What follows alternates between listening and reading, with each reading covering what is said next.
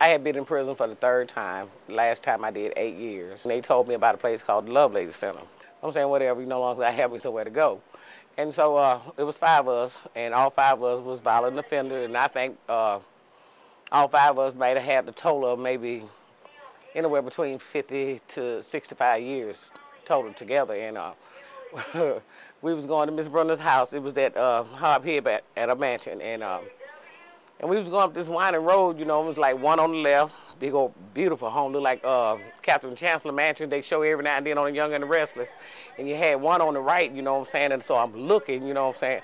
So I'm thinking to myself, you know, ain't no way in the world they're going to pull us up out of prison.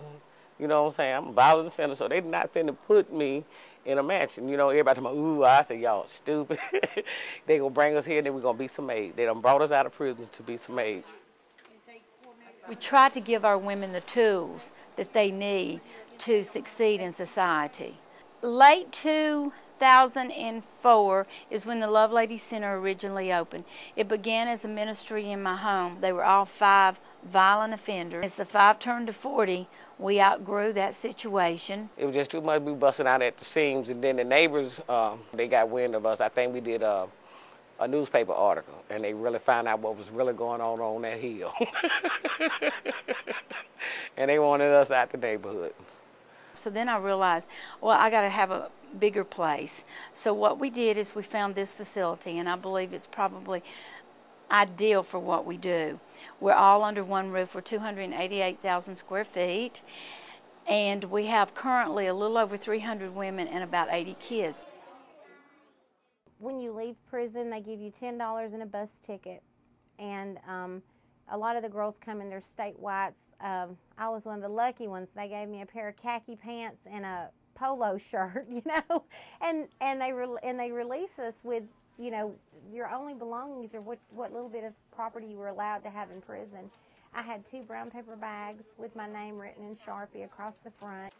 They have literally the shirts on their back, and sometimes not even that. We help them get hygiene products. We help them get what they need, and it makes a tremendous difference in how a woman feels about herself. Even when I was on drugs, I didn't go to Walmart, you know what I'm saying, because I didn't have time. Too busy trying to get money to do drugs, you know. And so, okay, so we go to Walmart.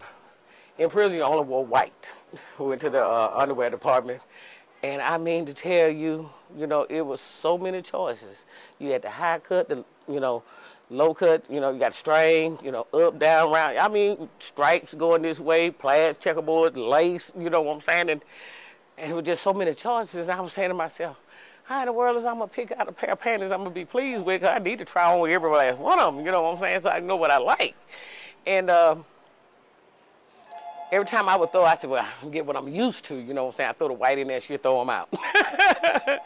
Say, well, one rule, she said, we are not buying anything white.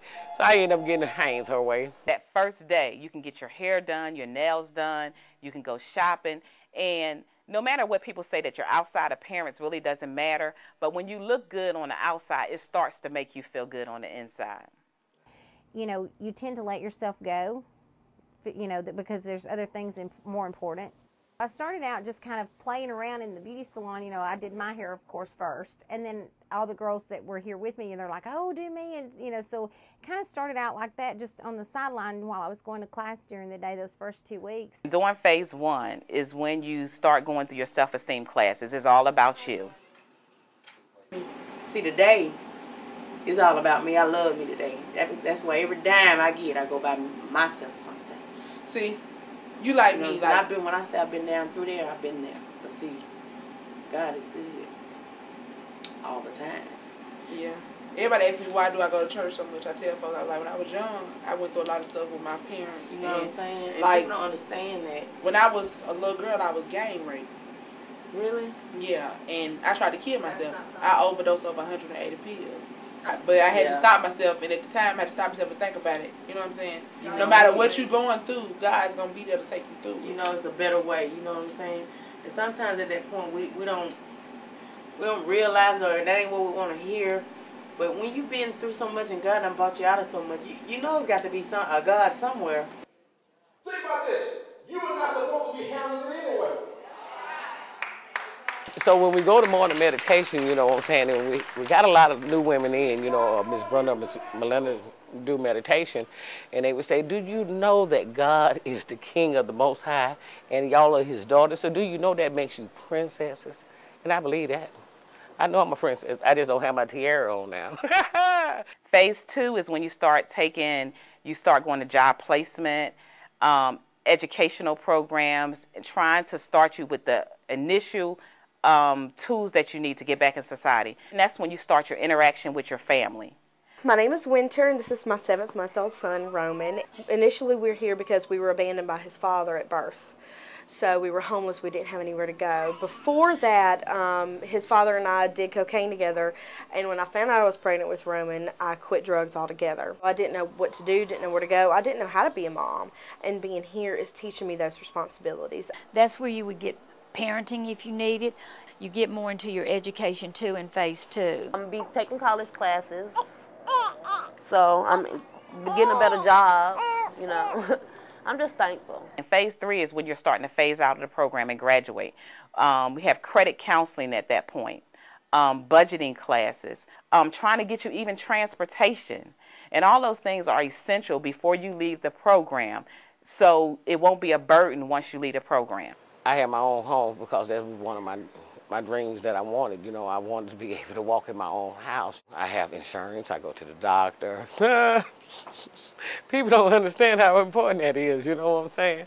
To be able to, if I'm sick, I'm being able to go to the doctor, you know, and see about me, you know what I'm saying? I ain't got to turn a blind eye to it and don't care whether I'm healthy or not, because majority of my life I never did care whether I was healthy or not.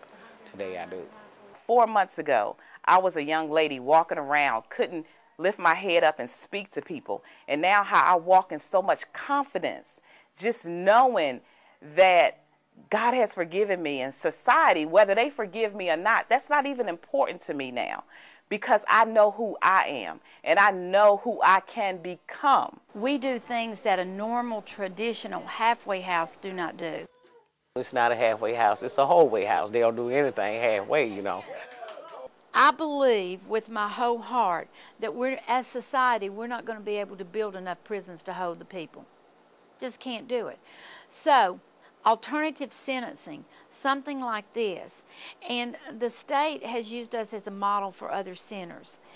So ideally, having several of these centers would be wonderful. I'm not a victim anymore, I'm a victor.